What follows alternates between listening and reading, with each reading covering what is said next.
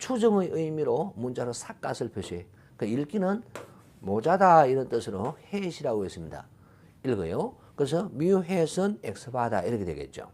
그러면 야를 알기 위해서는 야를 먼저 계산을 해야 됩니다.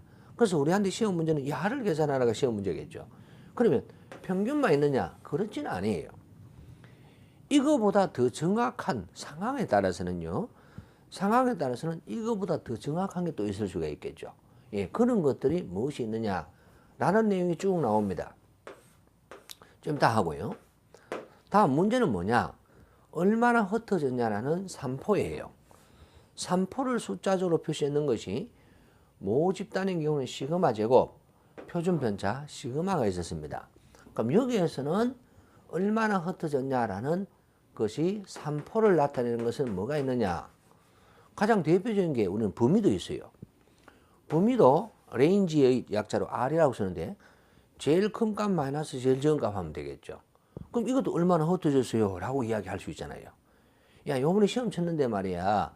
공부 제일 잘하는 친구 몇 점 맞아서 99점요. 제일 못하는 친구는 29점요. 그럼 범위가 얼마고? 70요. 왜? 99 빼기 29니까요. 예, 이것도 산포입니다. 이것만 가지고는 좀 부족하거든요. 그래서 중요한 거는 분산과 표준 편차예요. 그래서 여기서는 산포를 나타내는 이 분산은 문자로 뭐라 쓰기로 약속을 하게 되느냐면 소문자 S제곱이라고 쓰기로 약속합니다. 소문자 S제곱. 또는 분산을 영어로 variance라고 하거든요. 그래서 대문자 V라고 쓰기도 합니다. 대문자 V라고 쓰기도 해요. 그러면 표준 편차는 뭐라 할까요? 야를 단지 누뜸하면 되니까 예, 소문자 S라고 쓰기로 약속합니다. 다음에 루트 V라고 쓰기로 약속을 하겠죠. 그러면 여기서 구했는 값이 저 시그마 제곱하고 비슷하겠죠. 그래서 이야기를 어떻게 하느냐. 시그마 제곱을 추정하면 시료에서는 S제곱하고 같아요. 이렇게 이야기하겠죠. S제곱하고 같아요 라는 말은 다른 말로 대문자 V하고 같아요. 이렇게 정의를 할 것이다 이 말입니다. 말되죠? 자, 그러면 표준 편차는 어떻게 돼요? 라고 하게 되면 소문자 S하고 같겠죠. 또는 루트 V요 라고 이렇게 정의를 할 수가 있을 것이다 라는 겁니다. 근데 부수적으로 이 산포에도 지금처럼 범위 외에 분산 외에 표준 편차 외에 다른 것들이 있습니까? 물론 있을 수 있어요. 있습니다. 사실은. 예, 그렇습니다. 일단은 이런 흐름에서 움직이게 됩니다.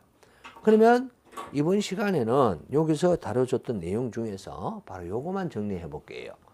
중심을 나타내는 것, 이걸 한번 해보겠습니다. 중심을 나타내는 것은 모집단에서는 뮤라고 합니다. 그럼 여기서 앵글을 뽑았을 때는 우리는 뭐라고 한다고요? 가장 정확한 건 X바겠죠.